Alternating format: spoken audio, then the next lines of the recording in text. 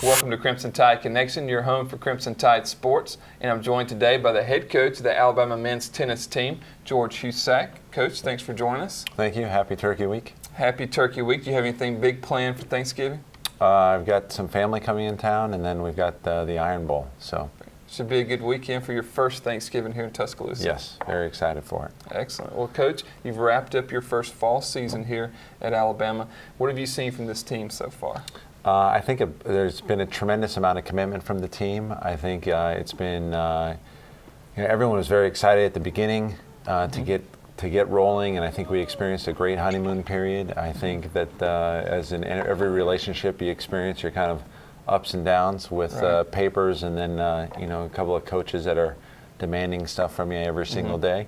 But overall, I think the guys have worked tremendously hard and are a lot further along than they were when they came in here. So, what are some of the performances that's kind of stood out for you so far this fall? I think it's kind of threefold. I think number one, overall, I think the team itself to kind of embrace Ryler and myself as we came in. I think that together is a big performance. They've been really good about kind of just listening and being all ears and all in. And so I think that's number one. I think number two, I think we've seen some great performances from our freshman Becker O'Shaughnessy.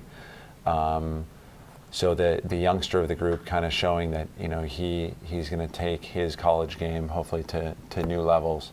I also think that some leadership in Harris Barnard and in Jared Botha, both of those guys have shown that they become leaders by example, and also been thrown into a leadership role just because they are the seniors on the team. So we will be voting for who our captains are going to be, but I think from their standpoint, Harris, who hasn't played much before in the past, and Jared, who has and been at the top of the lineup or near that, there's been a little bit of, okay, you guys are kind of the designated leaders to begin with, and so we've looked to them.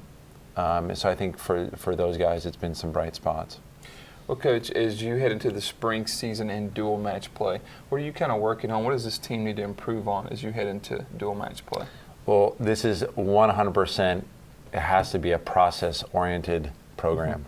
And I think that's what Ryler and I have stressed from day one, that the results, they're great to have, but none of that stuff is going to happen unless we take care of the process. So, it goes all the way down to showing up on time with your racket, your equipment ready, having a towel, everything, having the right nutrition, hydration, all of that stuff has to be taken care of because that's what we need in order to be successful. And results-wise in the spring, again, I think that I believe that these guys are going to fight harder than they fought before. I think it's going to mean a lot more, which might mean a little bit more pressure on themselves. But in the end, I think there are going to be some fun things that come out of the spring.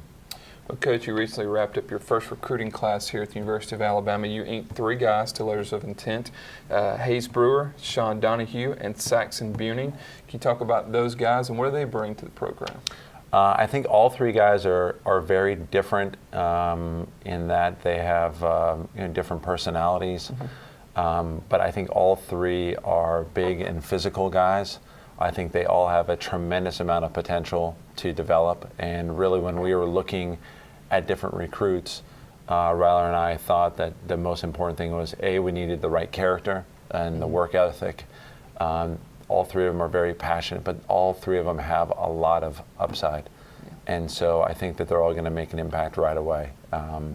So all 3 of them are from kind of different walks of life and very different from our guys in the team in some respects. But I think they're going to be, they're going to mold in very nicely.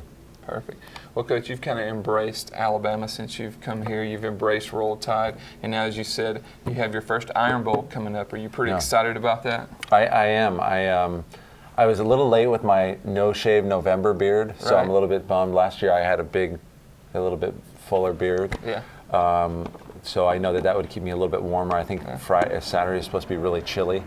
I am excited for what it's going to bring. This past Saturday night, just watching the games on TV, after going to the game here was awesome. And then to be part of this big tradition this Saturday is going to be a lot of fun. I can't wait. It's going to be awesome, and I hope you enjoy your first Iron Bowl. Thank you. And I hope you have a great Thanksgiving. Thank you. As do I. It's got to be. I've got a new workout regimen, so I got to control the calories here. Me too. Me too. Well, thank you, Coach. For Coach Husack, I'm Chris England, and that's it for this edition of Crimson Tide Connection. Roll Tide. Roll Tide.